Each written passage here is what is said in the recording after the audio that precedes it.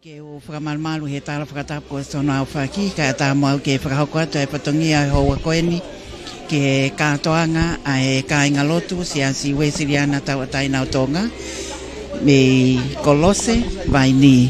Aia ko lava ai ko ngā uloaki, ko e ngā ue ko lava, i he whale lotu whaou, pea pehe whoki ke lotu whakatāpui o maa ai kātoanga tuku mo ui ke ta uanoa wawha ai ka inga lotuni.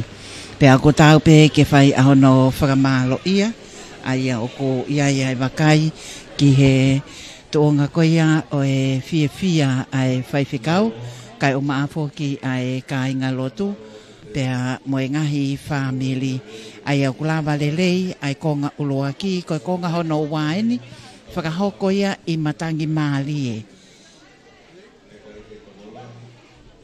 Ai au ko iaia e wakai ki he kātoanga ko ia hono wā, ko e tawhaake nia ki tahi i he hala lahi koe no vaini fōu koe ki longo teme, o iai ai matawhanga koe ni ko matangi mālie, pe o ko tau pe a mono e a moko. Tuha pea mo e kātoanga fia i kuna i he kātoanga tuku mo ui taha ki lutupu, pea kiai pea mo e whare lotu fo ou ko whia hono ngā wei, hono hala whanonga me taimi na e fofua ia e whakaukau ke whai e langa o e whare lotu fo ou ko wiko e kāinga lotu. Pea o ko ia e amanaki te tau kau whakataha i he o wau ko ia o e aho, iai pea e kau whakawhe, iai pea mo ki nau tolu ai ngai loto whale o e whamili, ai au ko toko si i pe, ka neongo ko ia ko nau loto, mo e uma whoaki, mo e nima ngāwe, o ko whea ia e whei laulau o e aho koeni. Ko e kātoanga ieni o i Christmasi, pea o ko tāla ia e kātoanga, pea mo e whakawhe, kai ki ngāta pe i he hau eiki ma engu tofia, ko eiki no pele maafu pea mohona whale, mo Lady Maafu, ka ko kau ki ai kau whakawhe mei tuapureanga, pe he whoki ai ka inga koia i tonga e kini. Ko e whare whakataanga koe ni, whakawhawhau pito no teu i, ai au ko iai pea mo e mea tokoni, ke hiki ai houa ilo whakalangi o e aho. Ai au ko iai ai amanaki, o ko tau whelongoa ki leleipe i e ngalu ea, pea mo e kāinga tonga. Patonga iange i e live stream, pe si Facebook o tonga broadcasting live streaming, o kulawa ke o atu hanga tonu ai, o i kai ngata pe i e whakamatala pea mo e ngahi ata, ka o ko o atu ai pea mo e kātoanga o e aho koeni. Neongo whoki o mawhanange ai ea, ka i he matawhanga koeni o ko moko leleipe ai angi ki ahono ea, pea mo e taha ape o e urutoa, o kune omi ai laumarie o e nonga pea mo e melino, o hangi e koia ko e kaweinga o e mahina koeni ko e whakaloto fo o.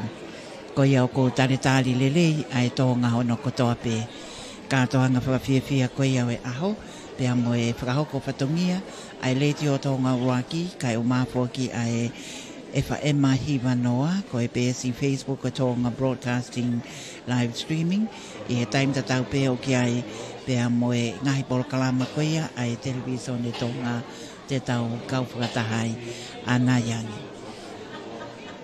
I he ahoni, ko e ngāwe lahi mo ka whakawha kua whea, ai au kulawa ke tau inasi whakatahai, i he kātoanga koe ni, o ko mahina pe whoki i he kātoanga koia o e ahoni, na ia ngahi wike kua tau situ aki ai, mo e ngahi mahina, ai whai mana wakawakawa e tufunga, pea mo e kaulanga, i he ngāwe ki e whare lotu, pea pehe whoki ke whaiwhikau mo e kāinga lotu, se tuata tau i paanga, skeitari Tala City, o kulawa ke whai e wakai ki he ngāwe lahi, ki hono fuesia, kai lava ke whainga mālie, ai ngāwe ke langa o e whare lotu fo o ko toi lahi ange, pea to e lele yange maa pea i kai ke ngata pea i ka ku malohi pea whakao fo ofa pea ku simata lai simata kai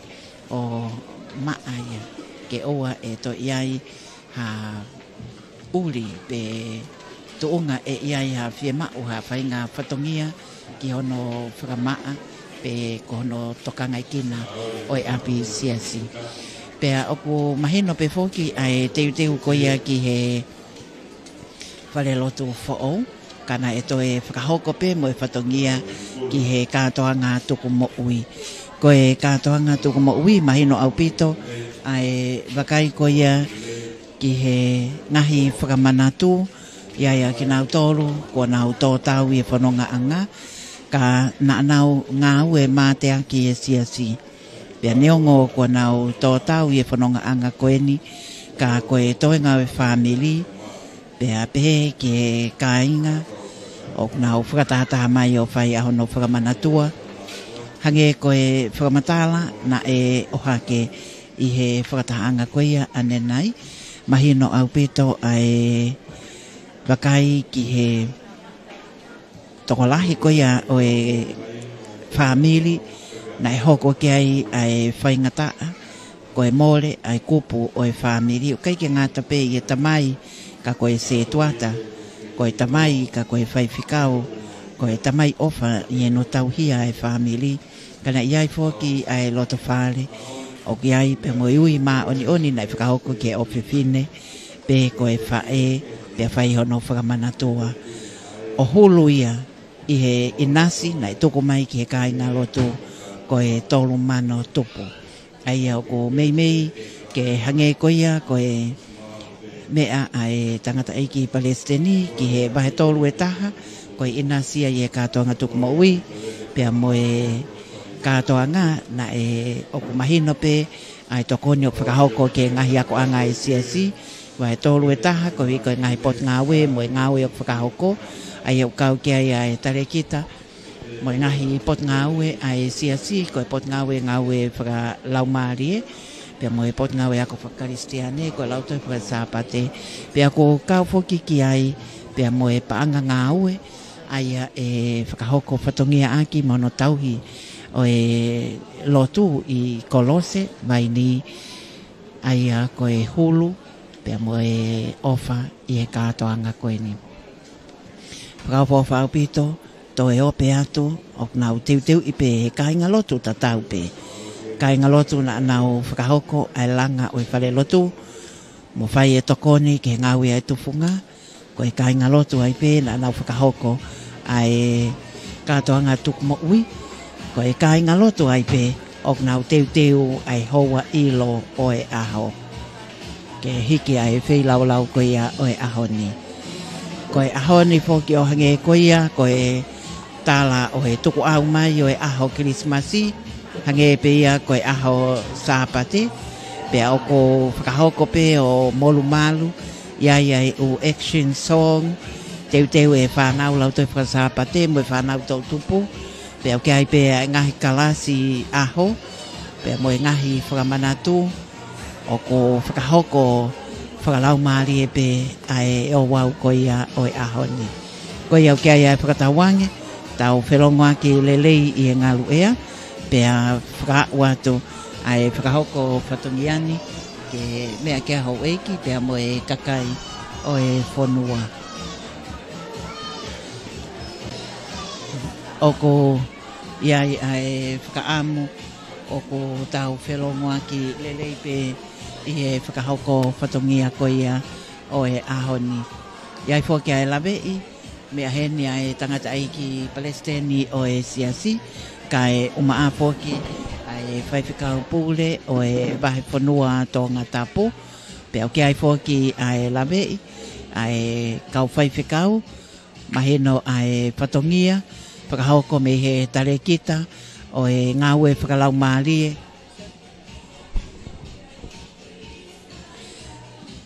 ngā ue whakalau mārie ai siasi Wesleyana tawatai nau tōngā. Aia koe kau whakawhene, koe kai ngā lotu pe ia o e siasi, o ko iai ai whakatawange, ko e aho whakakoloa koe ni o ko tau inasi whakatape lau maari o e wheo fofani lau maari o e whiinas aki pe wahe aki pe ako pehe ai hoa koe ni e matangi maari e moko ahono ea to e moko ange ai wakai ki he wheo fofani pe a tāne ne i ke fola ai eiki ko si sukalaisi te o ilo ki mautolu ko e whanau i ho mo wheo fofani.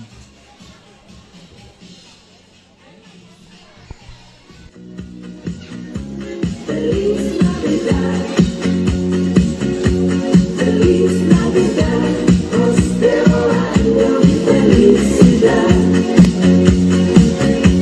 Feliz Navidad, feliz Navidad, feliz Navidad, prospero año y felicidad. Koe patongia ia o hou koe ni lama ki a taho.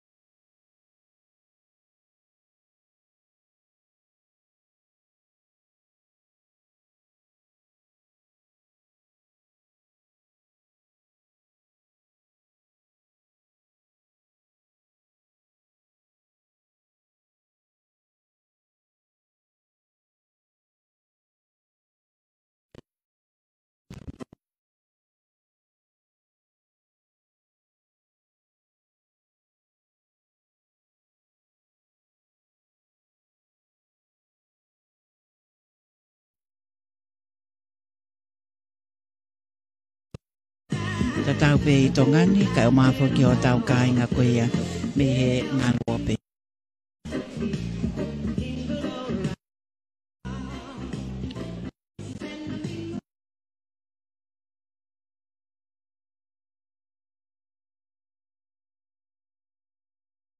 Ai teu, whakahoko me ngai loto whare o i whamili, hange pe koe ia ne ulawe ki ai, koe li oa mo oni, koe ofa au fuato ko la venga maria ngai loto whare o i whamili, ai au flawa ke tau wakai o ko hasi noia i he ahoni, i he poaki, pe a moe whiohi o ko whakahoko e he kāinga lotu, neongo ko e loto whare pe o e ngai loto whare si mahalo i he uofulu tupu si ipe ai ngai loto whare koe o kau ke sia si Wesleyana tawataina o tō ngā kolose I waini kai amanaki foki I he houa koe ni o ko lahi a hono ngahi kau ngā whanonga o ki ai pia mo e ngai kupo e whamili o ko whakaawhea ke kau whakataha I he aho whakakoloa koe ni. Koe au ko tari fia ngahi whamili kotoa pe. Koe wakaia I he houa koe ni ki he kau whakaawhe tatau pe longai whanau kai o maafo ki ai whanau tau tupu pe amo e kau tauhi whanau.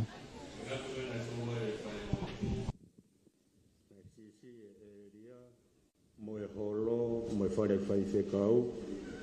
Pena e whenga kei risi taha e api e tolu, kai lawa e whare lotu o whainga maari e hange koe ahone. Ke whakalahi ke api e whai whekau, whakalahi ke api e holo.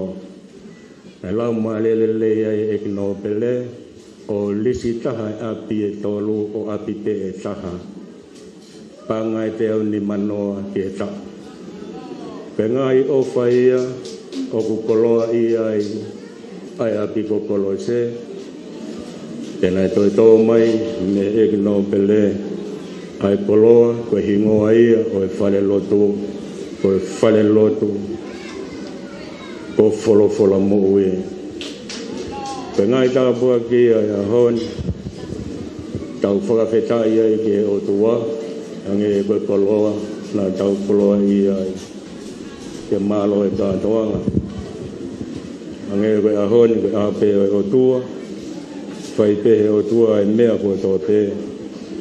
Kau tau whakamooni pe ki ai, o kulahi pe ai o tua. Kau he tau ngahi mea. Lai pe ne o wha, lai pe ne whakamore, ange koe koloa e ahoni. Koia, koe wangi ongo beia ko whakamana tuatu he taimene lo tonga e tau tatari. Foto e siasi a fitu a kosi tahiwa fitu noa. A hoi ana hoko mai ai masi se tuata koe ni mai o muunga. Mai whanonga mai ai nei kai haki a koe ni. Lau maa lelele tamasi ko maa futuku ya ulahi, no pele o lawe ai koe koloa ai siasi. Koia, kolos, ka inga ape ke tau fia, o tau whai pe mea ngai te tonu ke tau whai. Ange koia, o tau tatari ki ai, ki e hoa whakakoloa koen. Ka tala noa pe ai alo mo kirisimasi, ko ha kirisimasi, ke tau lawe ai he koloa, nai whekau ki tau tolu ke ahone. Malo te tali, malo te peo mo ke kātaki, to e whakamanatu atu pe tau polo kalama, ko e tō uta pe e whakalangulangi e kino pele, lo te maaftuku au lahi. Ko whakakakatoi e uau loti tāpua ki e te pire ilo, e te taki e whaifkau pure o wailo tō whaifkau mori whakama malo, matau e whaifkau tari, malo. Aia koe whaipekau o e siasi. Whakao ko ai tala whale. Pe i e taim tatau pe o ko mahino ai whakamatala ki e pui toa. O e siasi pe mo ene whakao ko whatongia ki e tauhi lotu. Aia o ko iai pe whoki ai siasi Wesleyana tawataina o tonga waini loto kolo. Pe au ko whakamaramaru mai whoki ki e wahinga waini, kai ke ngata pe a kolose, ka ko kau ki ai pe a moe api ko hua tori. Au ko whaihono tokanga I kena, tatau pe ke a ko loto koe ni ai siasi Wesleyana tawataina o tonga I waini. Mahino ngā ue au ko whakahoko, ai au ko iai pe ai ngai hiva tala manu o I kirismasi ko I kirismasi fia ko e inasi i he ofa ai eiki. Pea whai ai ai whakaloloto i he wakai ki he hoko tangata ai otua pea mo e momona o e whanonga anga koeni o ko inasi ai taha kotoa pe ki he ofa ai otua. Ai a kone e whaaki a hono kotoa ko e li oa me loto i tāniti ko e uhi ko e whahinga o e tangata ke hoko mai ai eiki ko si sukalaisi ko e whakamo ui ko e uhi ngai au e whaai tau koeni ko e uhi ke tau lawe manu i e whakamo ui ko ia ko e whakakoloa lahi ai wakai ki e ngahi tala loto ko e ngahi vahe vahe i e ngahi whakamanatu ko ia na e whai i he konga uruaki o e polkalama me ngahi loto whale ko e whamili ko nau tai maari i he ofa ai tai hamai o ko iai ai wakai i he haua koeni pea mo e whakahoko whatongia ai komsoni whakamawhola lea tonga o taho kinasi whakatahai i he momeniti whakakoloa koeni o ko iai ai lawei i he haua koeni ko e eiki no pele maafu pea mo lady maafu to o tamai i he aho whakakoloa koeni ai au ko iai ai wakai ki he aho pea mo e watongia ko ia o ko whakahoko ko e aho whakakoloa ni ki he kāinga o maafu i he hu whangalupe vai ni ko e wakai ko ia ki he o wau o e aho pea mo e katoanga whakawhiawhia tai maari e ofa ai tai hamai aho whakakoloa koeni ki he taha kotoa pe pea inasi ai kāinga o vai ni ko e hau eiki pea mo e taritari o whakahauko me a apihala kai umaafo ki ai kāinga Wesiliana Kolose Vaini.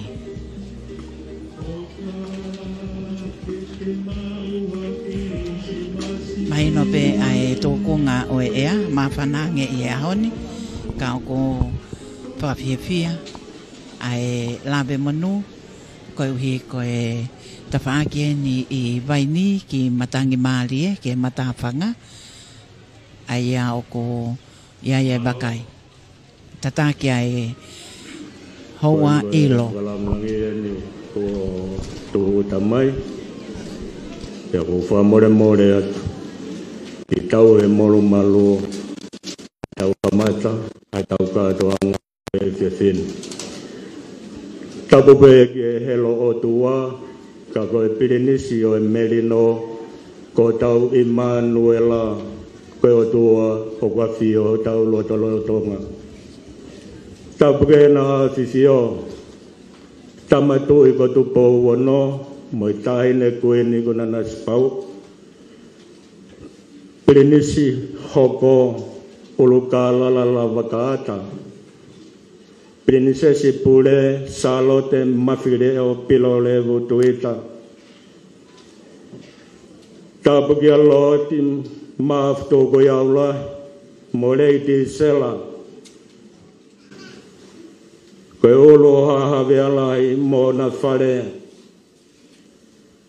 Tapuke Palestine o sia suesuliana tauatai na tonga. Whai whekau toketa te vita koloa i ahavea. Tapuke whai whekau pūre vai whanua. Tapuke whai whekau tare kita. Toketa heneri taria i mine umei tolu. Koe pūre ngai whakalau maari e. Kai maa ngai tauke te whai whekau kotoa pe momo ngai whamili. Tāpua te kau whakawhe kotoa pe. Ko tau e api ko matangi maari e. Tapa ke ngai kaunga we ere ti o moe kakai o ko mo mea mai ke hoa ilon. Ko kore ke ufra malu at abihala kere ala eko toloa whanguna. He tala whaunga o e whakatapu kakata o e whanua mpea moe loto. Kaya tā ke whakahamahama atua e whatongi ani. He tari lele ki mo tolo mo se tua tā. He wafa e iki ko tau Immanuela. Whenga maari e koe ni kore atu. Whasimai a tau himi, vesi pe taha. Ko whamore more ke tangata iki whaiwhekau pure o wahelo tō. Kene hiki e whilau lotu. Koe ui koe ilo o hoataani. Malo.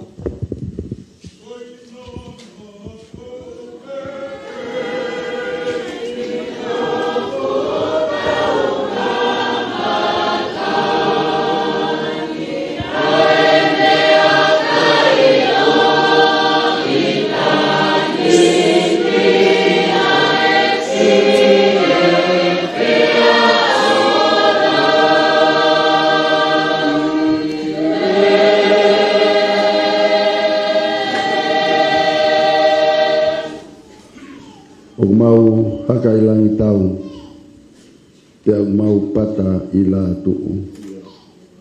E whai mea whakaofo ai o tua e whanonga o whai e kau waiwai. Ko e whatongi ani na e whakamohe pe mei uru. Ka whai hono kakaua mono alo whaki whakawheta. Ko ke taria o whamai ai hu o whai e whai whakau pe mo siasi. Pea ke whakanapanga maari e ai aho. Kai tuwai ho mauoko o ka ke whailonga ia e fia o e ahoni. O mea heni ai ikno pere kai uma asi ono whare.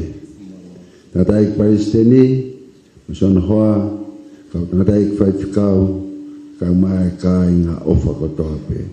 Ko maui kuna ngā whatongia o e ahoni. Pea mo oni e taanga o e kau hake ki mo unga.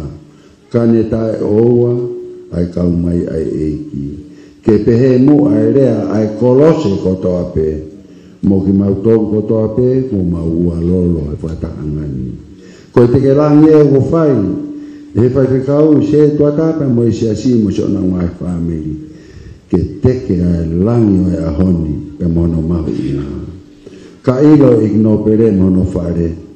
E paisteni ma sona hoa pe mau mama he ofani tu ke ma wa ha malo hi fe unga ke whakakato ai fia o ahoni mo ngai whatongia o e kahauna mau kore kotoa ni a Sisu Christ ko alo ko ia mau whakamoui amen.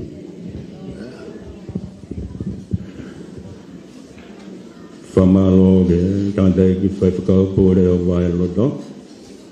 Lotu lele ko kamata ki ai te pire ilo. Toko ate tau polokalama, peke peeha, mea kene koe whakaloloa ki tau tolo i hahon. Ko le te whakaapa-apa, talango fua, maafana pe o whiunga pe moe lotu. Pea ko kore pe moe taimi, mawinga pe moe taimi. Mo tolu koe nana tau mui mai. Koe nā kei whainga maari e te. Rea whakawhisi o e haua ilo koe ni. O e hou ki whare, mo e toko mo ui, mo Christmasi. Se tuatalahi o e siasi, beni vai o mo unga.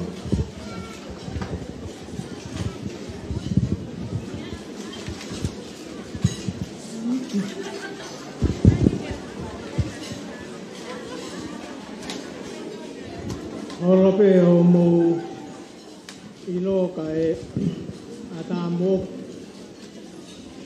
te whakamonu ai koroa ko tō maaku e hoa tā koe ni. Tapu ke a whio e o tua o tau roto ngā. Tapu atu e kino pere maaku ke au lah. Kai o maa reiti sela maa. Sea kou kore whamore atu. Tu peke u whamalmalu he tala whakal tapu. Nei kamata aki ai whiohi angani, kai ata mooku, ke uwhai ai rea whakawhisi o i kātoanga ilo o i hoa tāri. Whai pe mau ngā ue, tala i whare, whaka ngā ue e mau tangata i whai whikau.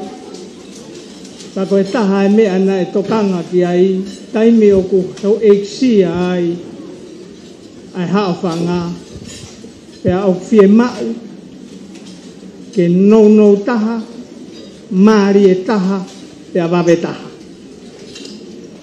Mone rea kau pālangi, short and sweet. Ka aku ngalo ia he tangata e whai whekau, koe vai ni au. Ka neongo ne mea mai ana me wholaha, ka short and sweet, koe vai ni au. Paka long and sour, koe vai ni au. Paka pau o mea mai ia, ke no kau peha tuau loroa, mea ke ne mea koe vai ni au.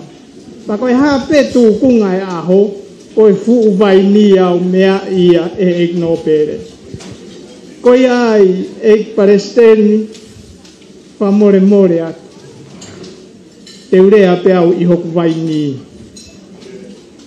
Koe aho e nia e whia, aho e nia e whawhita, ko hi koe ola o ngā ue.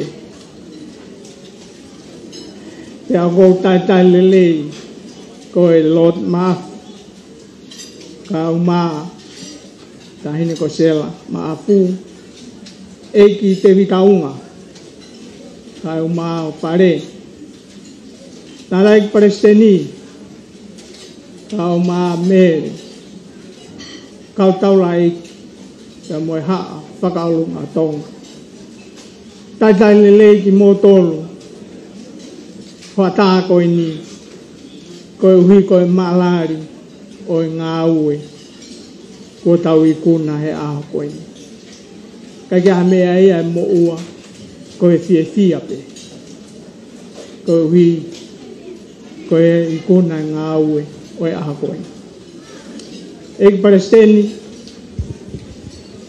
talo e hiki mai a e ku whai kau ko e ni, ko e ne tau mua ke whai langa o e whare lotu o kolose.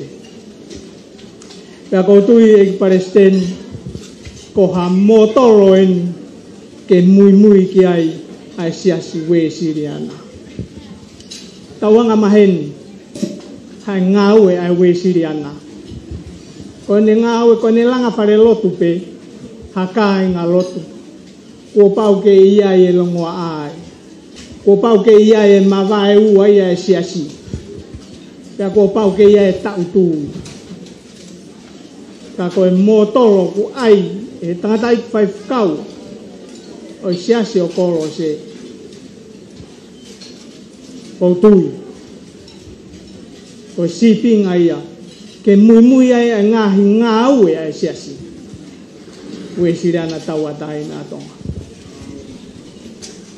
Hange pe koia koe whamataka panga, na estimate e langa whare ia ki he hiwa kilu ki he miliona. Lama mai tangata i whai whakau, tamai ia. O si lawa e langa ia, kou whakahauko anki ai. Whai whakau, he kai te uloto ki he langa, he kai te uloto ke mo ua e langa. Rea mai e whai whakau. Koe langa koe ni, e toe siri ni pea toe lahi, ho mou se ni. Pea whai mai whanonga, pea ne tala mai, langa koe nima hina pe nima. Te taunga, nai kai ke utui, e lava ngā ue koe ni he mahina e nima. Koe whika e tangata i whai whakau, koe aha tau noa no ve ma, koe mahina e nima ia e ngā ue. Koe kakato ia e ngā ue. Whawhetai ke e ki, he nai au ke aho tolu noa no ve ma, ko māu e ngā ue. Kai ke whaha hiksi ai ai, kai whaha pore ia. Koe e ki pe ia. Te aua na apehe he kai ngan na e more whanonga anga o e whai ngā aue koe ni. Nā lahi ono ngai pe auana, lahi ono ngai whai ngata. Ka koe uhi na e pure ai eiki he whanonga na e whai. Kono mo ni na mau ngulu whei ka nā mau tukupe ke tahape ai tutuni kia mau whanonga mai ai. Whakawheta, koe ahoni ko mau mātā tonu ai ngā ue. Mālo sia se kāta, mālo e talango fua.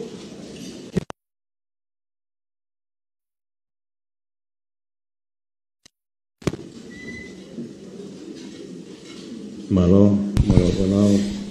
Koe whanau ene, amana ke whakahau koe nao action song. Koe uhi koe aho Christmas ene. Tōtanga mono ia. Mono nau nau.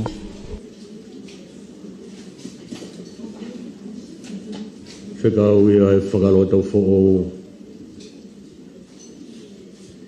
Merino, mo wheo who'o whan.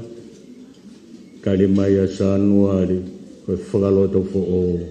Mo e tau who'o. Koe toko tol, pe toko wha, e lava pe i haloto who'o. Malo whanau.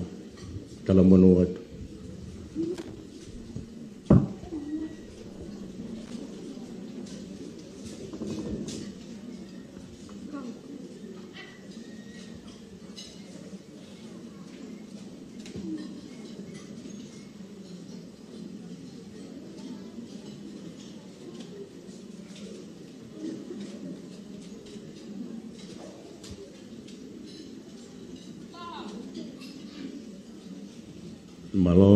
Malo whanau. Moe mari. Manatu pe.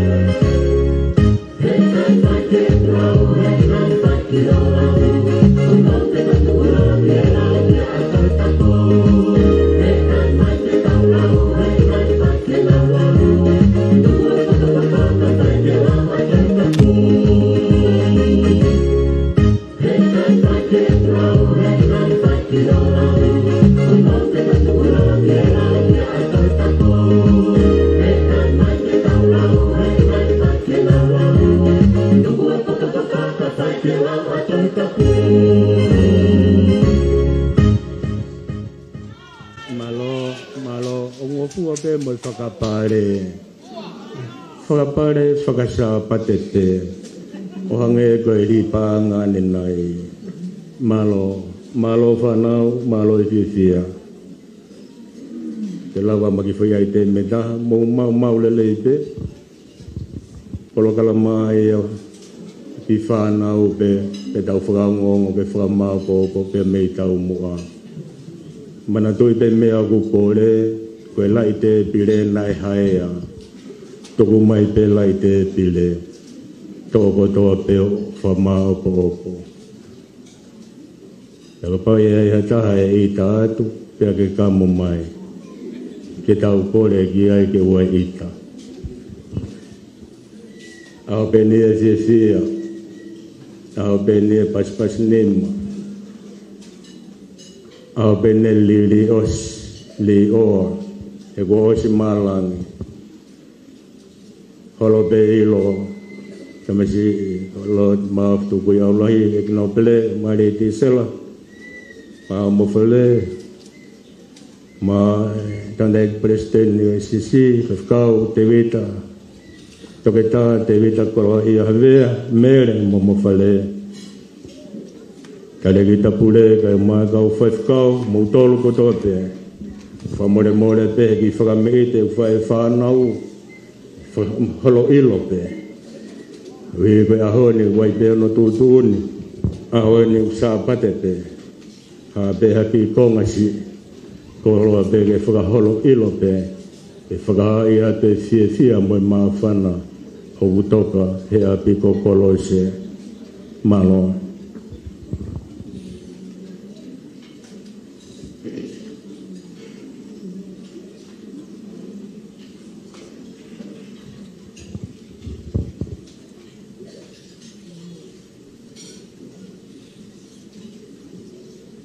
Malo whana Ai au ko hoko atu pe ai ngahi le soni mo action song whaiva ane nai Ia ki tamasi e kolosi pe au ko iai ai honga ia ko e whakaholo ilo ai whanau ni ko e tau whanau tau topo e si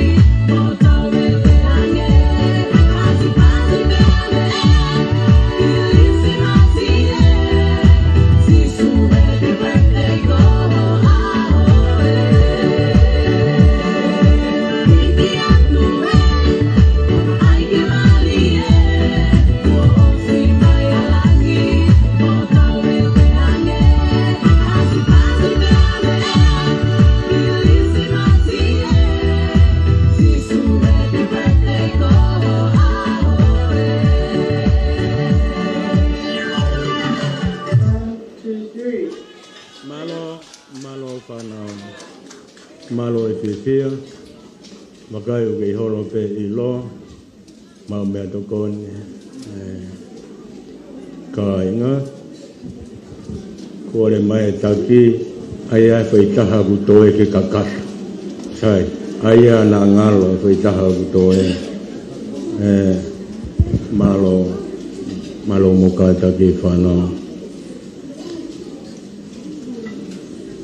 E whonga, wawe, mo whakapapa, mo mau, mo lele.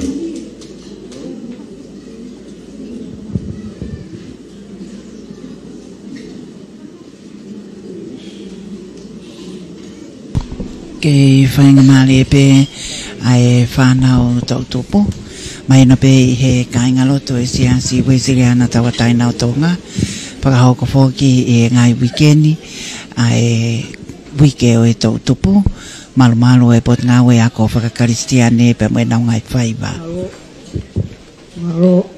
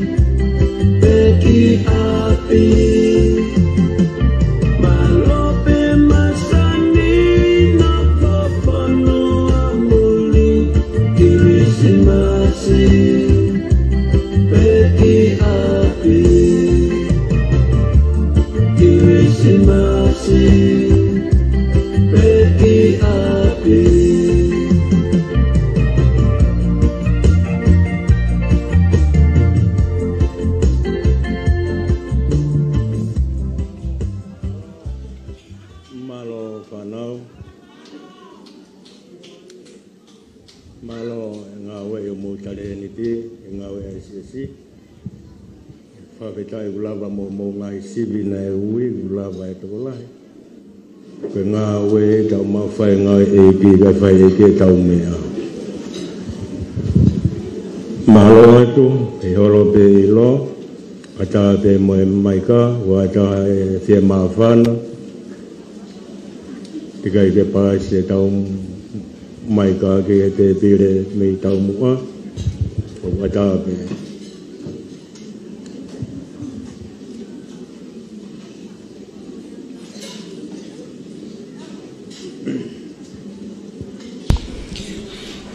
Fia ke tali lele ai tonga ko toa pe Christmas ye ni tongani pe au ko whakahoko ai katoanga ki ono whakailongai aho whakakolo a koeni pia moe ngawe maongo-onga ina sia i aha tangata ki he kainga loto e sia si we siriana tawataina tonga kolose vaini fatongia fai falala ko whakakakata pau wea mea ke whakakata whakaongo mai e kulawa bege huo e fili e katoanga whaonga mai kube whainga maari e te fatongia ai se tukatalahi o te ke ma loa te ke kaunga ue ko toa te le te o tonga ma ai le te o ai si ma loa te ngau le le whakawa a whoki nau whai ane nai o whanai whai me whare hou eiki e kere me ap tuku hau koloa ia e ki e siasi masi wa mo kaunga tāmai fia i e ka inga Pelise api o whae hou eiki. Hange e pe koe mea taloa whangona, kerea na tau whangona, tau mono ia. Loto whare o siasu e suriana tau ataina tonga, te vitau ngasi iu teu, malo atu sela loto. Koloa ia iam igno bele, whakakoloa ke loto whare o siasi e pe tau lawe ana tāpua ki, whakakau hau mō ngahi lotu hōwhia mau e ngaia ke tau whelotu a ka hawi a ho tau kolona ko ia ko whamalo atu pē ata maa whana wata ape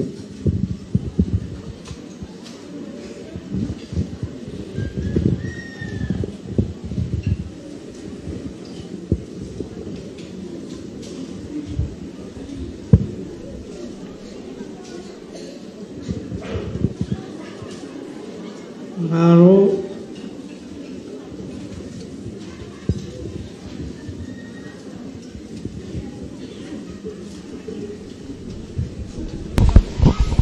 ai koe whakahoko whatongia koe ni fia ai komisoni whakamapura lea tonga ke inasi whakataha i he whakahaunga ai ngāwe o whakahoko me he kāinga lotoni. E koe talanoa ki tu tau kai te mea ki ko kau vai.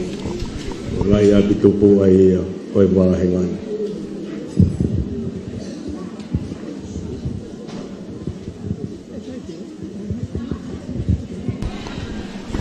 Koe whaiwhikau te vita ka makalahi ka e pehe ki he se tuata pakai fōki i Ka hoke whakapuripuri e ngā ue nei kai ke wha hōkoloa me muri nei hōkoloa ko tau pei tongani. Wei e ngai whainga maari me ngai kauta ngā ue nei whengawe aki ko tū hoko atu e ngai whatongia. O mahuenga pe ai tau yo tau wā. Koe hau ene fia.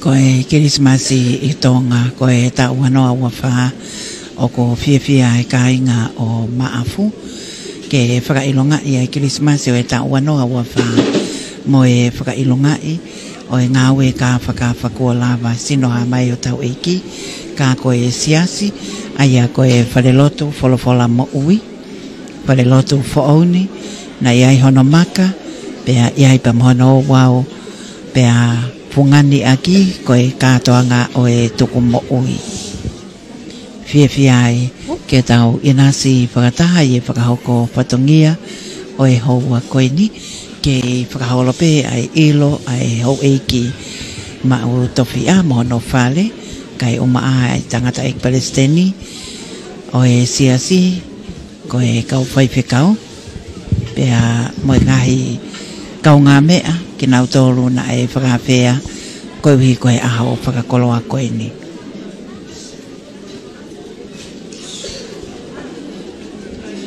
Pule lulu na kai ke toe se wholaua ke ngahi waka pea mei wawa e ua moha pai.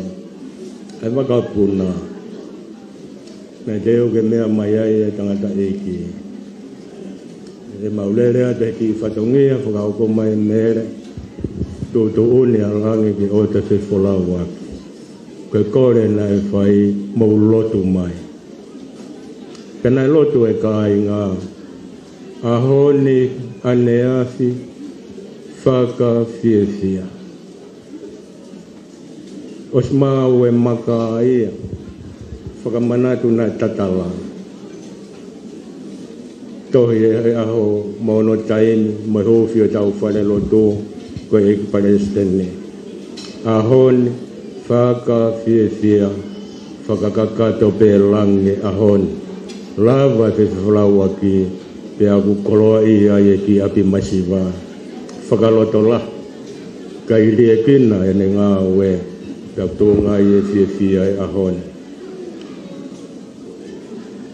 malo te lot malo e tau I loto tau ngoi tau ma whana noa e tarasi pingalelei o koloa I e kāinga e ahon koia ku kei te aha ai temi ai whanau o mau lelei te e ku ea lelei te Ia whakama opo le leite. Ngō fua pe oai awe te pire. Mana toi pe te pire, ko te pire hae a ia.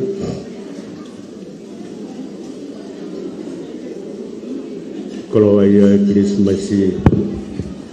O tau koloa ia e.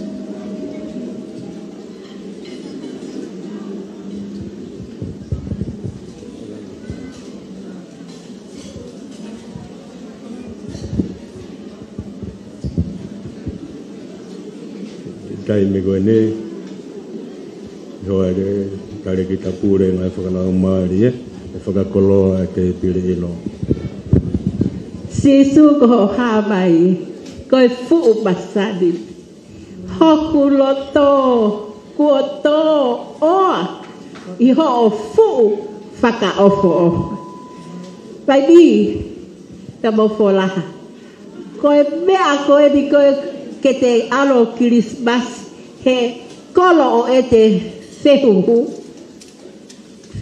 o toga kono kolo e vai ni mofola whehuhu e tui uruaki tau Kirismasi maupe ki vai ni pe mofola he koia ai kolo o e tau whehuhu Pabole pet whakatuloa Tama maaf kui Allah. Kebea I peki fide botu anu. Ko au ko tari ai ko bere ana ko fekita. Ya bo bere suipi padase la tu bo hai fua kau hiwa ai whakaofo. Da bau Dofo holope he lalo hakalo. O kai behe diba oe otua e pare o he haatala pare pe ada bau tui whakapapau koe bau peheni ko hi koe aho ko ia. Na balele at bo pai whekau ki kolo mai o pai ki malaga ai he e nau pot au e talamou pe koe kawega hiva kau whewhine. Pe au hao ko bau api he koe ki bea e ua o ko kamata ke hao e galo te a moe kai ke sai e sio. Pe koe tala mai e he lau bari hiva e launa. Hiva koe gahi hiva e whakau o. Pe au toki tangutu hipo hiki e gahi hiva koe ia. Koe tuiga sisu o kamata ake whakamalo atu e tamai. Hiki nipa ki a te koe e tamai. He koho o wha au fōu laki pea ope atu. Io te whakawhetai ke tae gata. Tuiga hono wā, sisu fungani he uhigoa. Koe maui aga. Koe maui aga. Koe maui aga. Hiva no tolu, egi sisu. Kokoea Emmanuela. Hiva hono wha. Hua wha ko sisu. Fai tō e loto lavea. Ta ofi e tani mo e mamahi. He wauna ni mā. Ko e taha pe. Ai alo o e tamai. Ko e taha, whaka opo. Ko e taha, whaka whia. He whiafi ko e ni hoa tā ko e ni. Opu o tō oa. Ihe e tau Christmas mai ki. Vai ni pea mo folaha. He koe kolo ia whehuhu ai tui uruaki. Pea koe kolo i tau te tau mau Christmas ki ai. Nā mai heni pea mo tari ai he Christmas ko osi. Ka nā mai he ape o bere. O bere mo. Vai o mo unga. Pea o talange ki he desi. E toi hono tau e ua. Pea o alu au ia ki muri pea mo peki paki. Pea ma foki mai mao ko hiki a bere ia. Pea o peagi. E pehe kau pe aku hala e palofesai. Ka koe nu ta ua pe. O kei ta ua pe a bere. Ko bere ene o muhiga e tau ihe ni he ahoni. Ko whasmetai ko pea ko whea sifonia. Ko sifoni. Ko e taima u alu a eka e toki whaka ape. Au nofo a bere ia. Ko higa ke tapo a kia sifoni he feitua u kune iai. Ko e tau kei whai pe whaape au nofo a bere. Pea ko iai. Tai tonu pe palofesai a aku whai pe kau e Palestine. Ko e kolo e ni au tonu ke tau Christmas mau pe kia. Ko iai vai ni po pola. Teu mau pe ai ki feitu ko e ni. Ko e aho ko e ni. Pau ke mau heni mau tonu. Opa lahi atu. Opa pau ebe. Malo. Igajima e laona. Malo e lea. Malo e whakatoloa. Ko koe te tau polo kalama.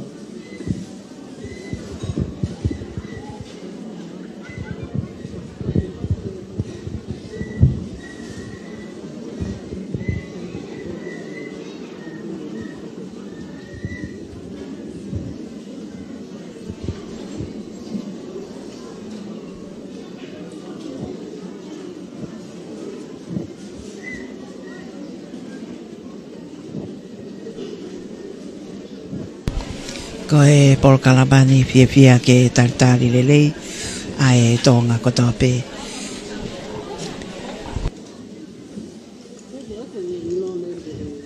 Ai ko lava ke tau inasi pakata mo ki mo tolu ho e ki mo kai ngai fonua io ko e aho Christmas ni tonga pe ko whakailonga i ngahi fonga ke Pea i he taim tatau pe, hili e ngahi maunga kelesi o e aho. Me he pongpongi o e aho ni, iai pea moe misa moe ake o e kirismasi. Na e whakahoko ane fiafi, e ngai whai angaloto e sias katolika Loma. I he taim tatau pe, iai lewa pe o ngahi whungabaka ke o e siasi whakahoko pea mo mo ya. o wa we aho. Holo pe mo ilo. Kai tuku pe ke te hoko at. Pai ha paka holo ilo. Koe talanoa o Hawani.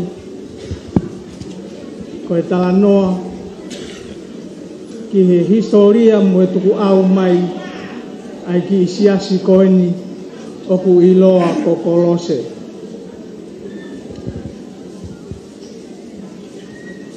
I he tahiwa pitu noa lorotonga whaiwhikau pūre ai e wahenga vai ni a whaiwhikau la tū puloka. Lorotonga koia o ku pūre ako a tūria siuta e tokoni ki ai kaunga whaiako a whaiwhikau palakana hawea i Kolose. I ahono o a kosi tahiwa fitu noa. Nai lava i whai e tangata iki whaiwhikau la tū puloka. O ne whekau a semi tuku moe ko mamao. Ke tā e whawhangu o e api ako ke kamata e lotu. Haki kāinga lotu i he api ako. Whawheta ine tali lelei e pure ako ke kamata e lotu koe ni i he whare ako, koe whare kofe. Pea koe lotu na e peheni hono tāra. Koe hua tupeki he ki whare ako koe ni. O turi ai whanga kosihu whanga whangatapu ka e whai e lotu. Tako ne ospe lotu hu mai whanga kosi. Pea na e pehe na e taha e lotu i he hengi sa pate koe aho fitu a ako se tahiwa fitu noa. Koe kamata ia e lotu pea koe tala ia e whai whekau ki a semtuku moe. Hoko atu ai pe koe se tuata ke au piti sema. Pea koe whiri koe i he tau ono hoko na e se tuata ai motu ako pokiret saafi kuone mamao. Kai kehe, pea whakaau mai ai e ki kāinga lotuni, tō lahi e kau tangata, kau ai tangata ik whaifkau, ko wiri whangpō, i hono pātoro aki mai e ki kāinga lotu. I he tahiwa walu noa, na e whakakaukau ai e whaifkau whaiako he taimi ko ia ke langa hawhare lotu. Pea na e langa ai, e whaifkau ko viriami tua koi kuo mamao ai whare lotu o Kolose aia na e toki whakamonuka. Me he watu ngofuru o au mai ke hiwa ngofuru pea toki whai ai hono tālanga i mo hono tālanoa i ke whai halanga whakalahi. Pea upe ko hui he kua toko lahi e ki kāinga lotu. Whawhetai ne lau maari lelei a mafu.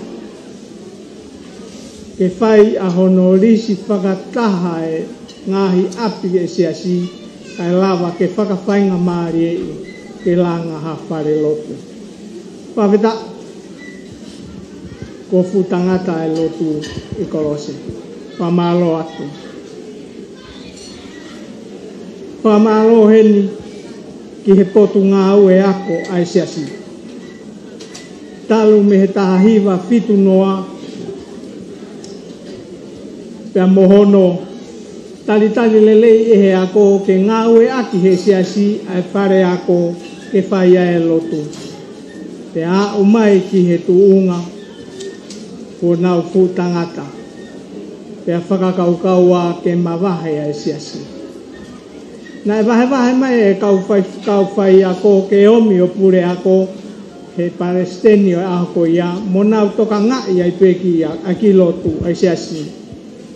Whai mai, o au mai ke hatuunga, ko pehe he Palestini Kolose, ko mofe unga.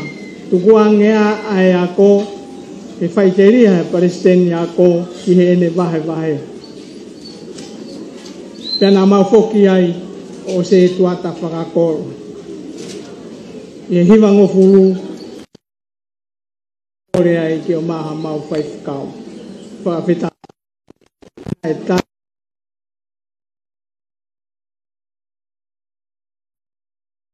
Oi ai Palestini ko lave i pe kutoe mau ki seni ti.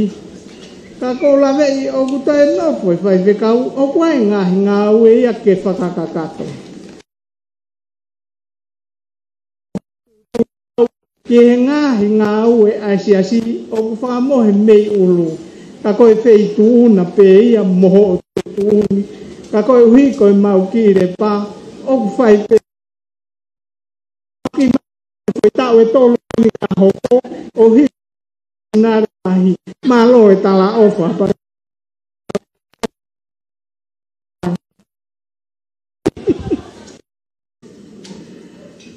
Ko whafofua pe ako me he whakamisnare e ke kau pe a kolose he ki whangi siasi I ki taha ai siasi. Koe ke o whurawe po e whamiri whiha. Na koe iwi koe o ki kaingani e talanoa ia ki ai he potutu whai e komit pānga ki he whakamisnare. Ai o ko pauni maa o pito e pauni au korose e whakahoa ki ngai fusias larahi. Ko sesto lahi ta e westana ko kolomotua. Ko ne whakamisnai ana u whakiru tupu. Au tau whiawhia. Tau whiawhia he tawhilo. Pakondui o ko koloa ia a maafu mono whare. I e ilo, koe ki kāinga o whamalumalu I hono tofia, koe ki kāinga kai lau ai tokolahi, ka ku nau lotu lelei, pe ku nau tui ki heo dua, pe ku whai e nau whiawhia e ahoni, pe ku tau whawhetai ai. Hiwa mai e ni mawhataha, ko tau whatau dua ke whae ka tau lotu.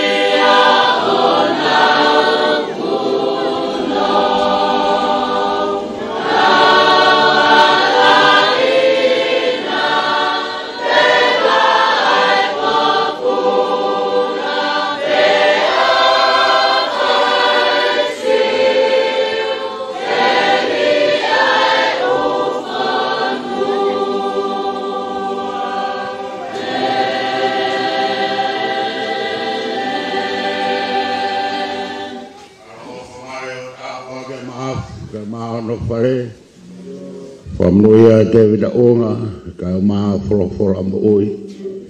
Tuke nau maa e aho maa roro, mo I whiawhia, o I Christmasi mo tau who.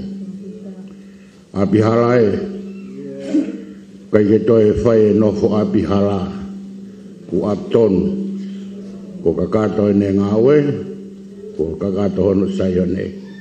Tāpoak mai ai whai whakau, ka mai ka inga lotu, mo hoko te tawhilot ko whai.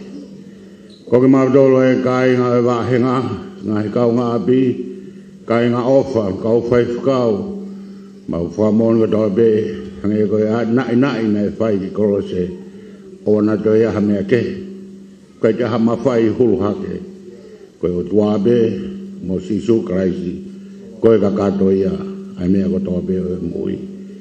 Tua ke mau vete he whiawhiangan, mau whoke mau ngai whaitu ke heke, tāpok mai radio mo televisione mo nau tokon mai ki programan, tāpok mai whanau a kolose, mo vai ni od murina, o nau whakao mai, peo mau lot ma ki nau tolko tope, Amerika, ka Australia mo New Zealand be fitu yai ai kai nga o mafu ke tapo ke fiona tua ke mau e fi maria o e fi me ngai fatu ke ahon whakakakata ho mau Christmasi ke hoka doa e mau ui ke mau ke tari ui pe mo whakaongong ke awhiona e ahoni pe a whaidoa tangata e a Jesu Christ ko mau wha mo ui Kresa ik mo whaidoa om whela mare mani oni tau tolko toa pe ahoni pe a whaidoa tangata Amen Maro